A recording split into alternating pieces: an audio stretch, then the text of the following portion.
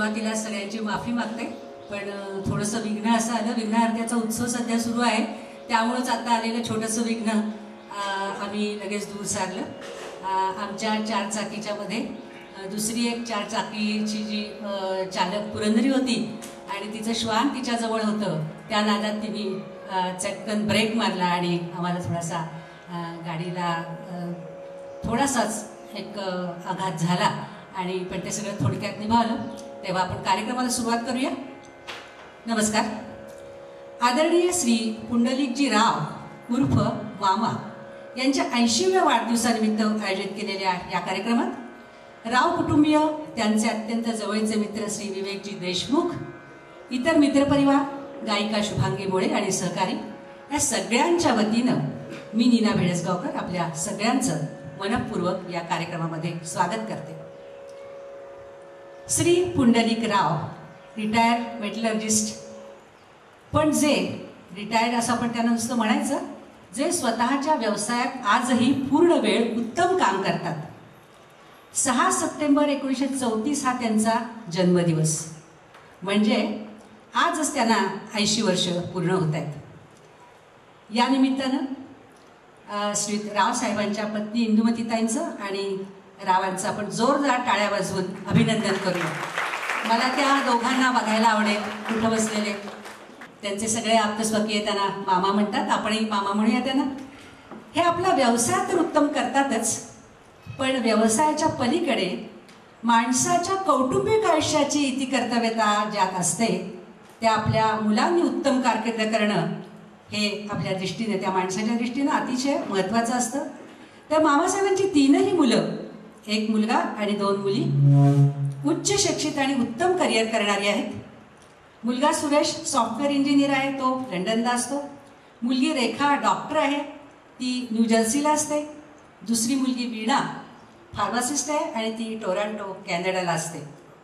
अभिमान वाटावी अशी त्यांच्या मुलांची ही खरंच कारकीर्द आहे.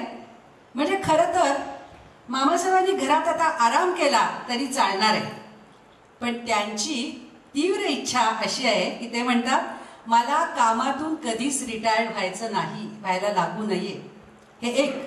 आणि दुसरं, मला सतत दुसऱ्यांच्या उपयोगी पडता आलं पाहिजे. मंडळी, खरोखरच त्यांच्यापासून आपणही प्रेरणा घेण्यासारखेच त्यांचे विचार आहेत. त्यांच्या पत्नी इंदुमतीताई यांचीही उत्तम साथ त्यांना आहे. आपल्याकडे वापरून गुळगुळीत झालेलं एक वाक्प्रचार, एक सुभाषित असा आहे. तो वाक्प्रचार असा की प्रत्येक यशस्वी पुरुषाच्या मागे एक स्त्री उभी असते. हे तर खरं आहेच, पण आज मी असं म्हणेन की इंदुताईंच्या यशस्वी संसारामागे मामा उभे आहेत.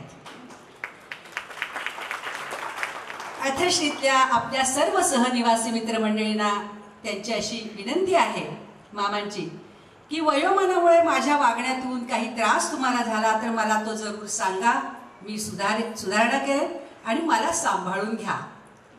हे ऐकल्यावर मला मामांच्याबद्दल असं म्हणावं असं वाटतं की परमेश्वराने तुम्हाला सर्व प्रकारची ऐहिक अनुकूलता तर दिलीच आहे, पण त्यापेक्षा महत्त्वाचं फार मोठं आणि समंजस मन तुम्हाला देवाने दिलेलं आहे. पत्नी इंदुताई, मुलं नातवंड यांच्याप्रमाणेच श्री विवेक देशमुखांच्यासारखे कलावंत असणारे आणि इतरही अनेक मित्रमंडळी तुमच्या पाठीमागे आहेत. श्री विवेक देशमुख हे मामांचे सख्खे मित्र आहेत. मामांबद्दल त्यांना वाटणाऱ्या प्रेमामुळेच आणि हौसेनं त्यांनी आज मामांच्या 80व्या वाढदिवसाचा हा सगळा कार्यक्रम आयोजित केला आहे. इतरही अथर्शीतल्या परिवाराची त्यांना साथ आहेच.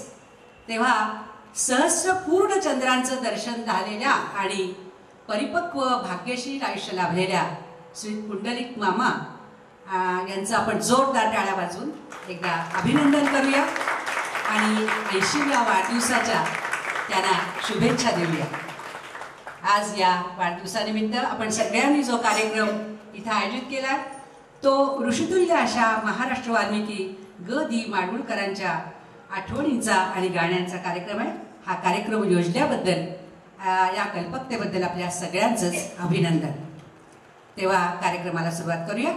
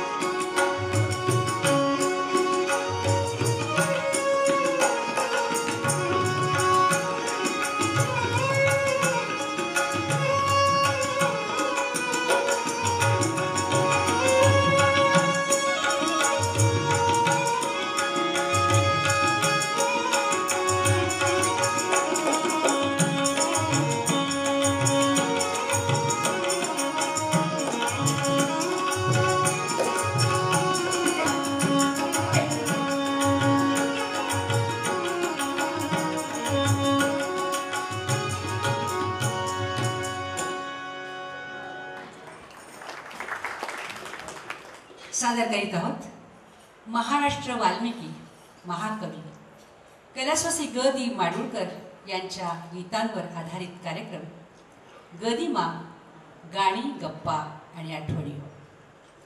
रसिको हो, गेल्या 3 पिढ्यातल्या मराठी माणसांना आपल्या चित्रपट गीतातून, भावगीतातून, भक्तिगीतातून आणि साहित्यातून भरभरून आनंद देणाऱ्या प्रतिभावंताचं नाव म्हणजे ग दी माडगूळकर उर्फ गजानन दिगंबर माडगूळकर.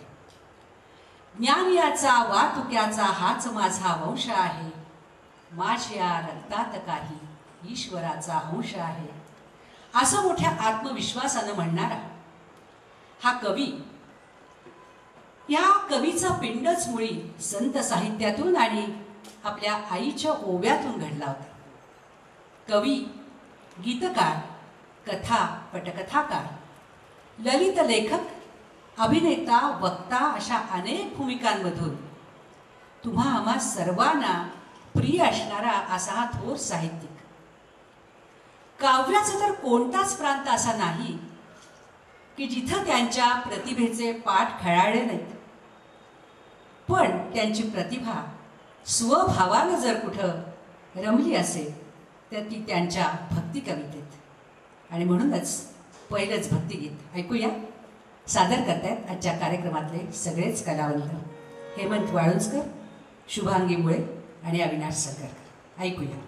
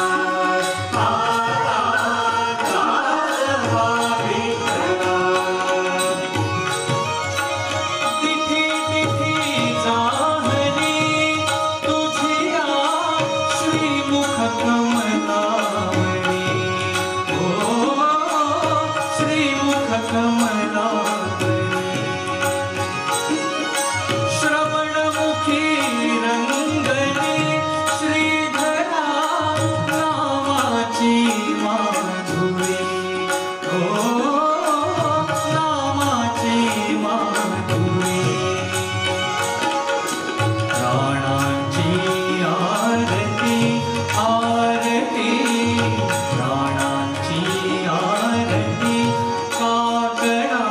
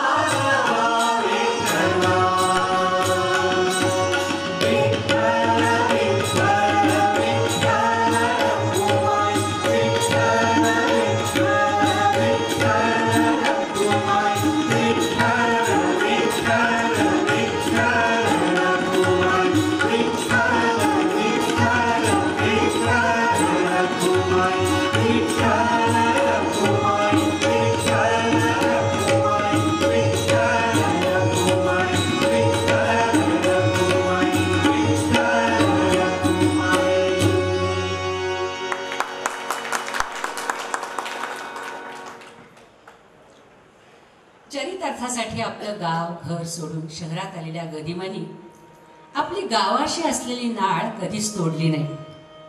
सवड मिळेल तेव्हा ते माडगुळकडे धाव घ्यायचे.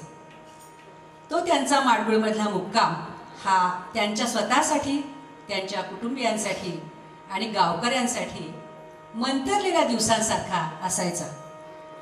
आपल्याला इथं गावातच राहायला मिळावं असं एक स्वप्न त्यांच्या मनामध्ये होतं. ते त्यांनी कसं साध्या आणि सोप्या शब्दात व्यक्त केले पहा. खेड्यात मला या 7 जन्म लाभावे, खेड्यात मला या 7 जन्म लाभावे, या इथे खगांनी रोज पहाटे गावे, या दार नगरीचे शुक्रानी उघडावे, कोवळ्या उन्हानी आत सकाळी यावे, पोसल्या गायीनी दूध सुधेचे द्यावे, धारेत सखीचे कंकणनाद भरावे, फेसाळ हासणे पेल्यावर डवरावे, आणि आकंठ पिऊन ते जीवन मी जगवावे. अशी अगदी साधी आणि सोपी अपेक्षा. कोणत्याही गीत कवितेतली प्रासादिकता, प्रसन्नपणा, सोपेपणा यामुळं माडगुळकरांचे शब्द सर्वसामान्यापर्यंत पोचायचे. त्यांच्या भक्ती रचनांमध्ये तर ही प्रासादिकता दरवळतच असायची.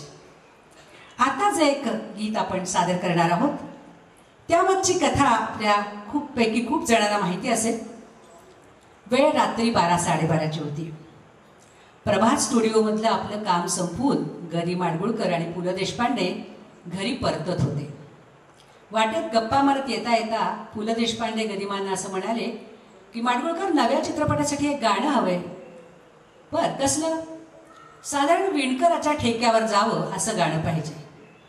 बस एवढं बोलणं झालं आणि मग इतर गप्पा करून मंडळी घरापाशी आली. आणि घरापाशी आल्यावर माडगुळकर म्हणाले, देशपांडे मास्तर घ्या लिहून. मध्ये 5 मिनिटं झाली असतील आणि देशपांडे मास्तरांनी लिहून घेतलं. तेच गीत आपण आता ऐकतो. कबीराचे विणतो शेले, कौसल्येचा रामबाई, कौसल्येचा राम. सादर करते शुभांगी मोरे. कबीराचे विणतो शेले,